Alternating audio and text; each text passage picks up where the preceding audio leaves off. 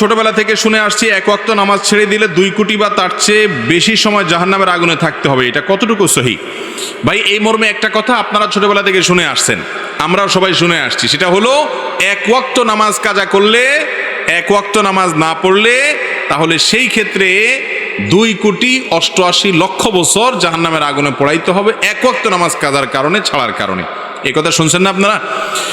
তো এই বিষয়টি আসলে যেই বর্ণনাতে পাওয়া যায়, সে বর্ণনাতে 80 হুকবার কথা বলা হয়েছে। 80 হুকবাকে যোগ বিয়োগ করে 2,88,00,000 বছর বের করা হয়েছে। এটা ফাজাইলে আমালে শেখুল হাদিস জাকারিয়া রহমতুল্লাহ আলাইহি উল্লেখ করে এরপরে বলেছেন, এই মর্মে হাদিস বিভিন্ন বইতে লেখা আছে, কিন্তু আমি কোথাও পাই নাই।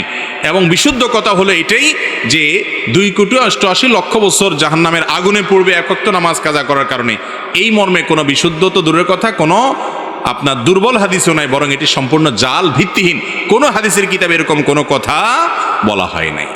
তবে এর মানে এই না যে তাহলে তো নামাজ না পড়লেও চলবে, ব্যাপারটা সেরকম না। নামাজ না পড়লে জাহান্নামে অবশ্যই যেতে হবে, তবে সংখ্যাটা কি হবে, এর বেশিও হতে পারে, এর কমও হতে পারে। আযাবের সংখ্যাটা এরকম ফিক্স যে সংখ্যা এখানে বলা আছে, এরকমটি হাদিসে বর্ণিত হয় নাই। এর চেয়ে বেশিও হতে পারে, কমও হতে পারে।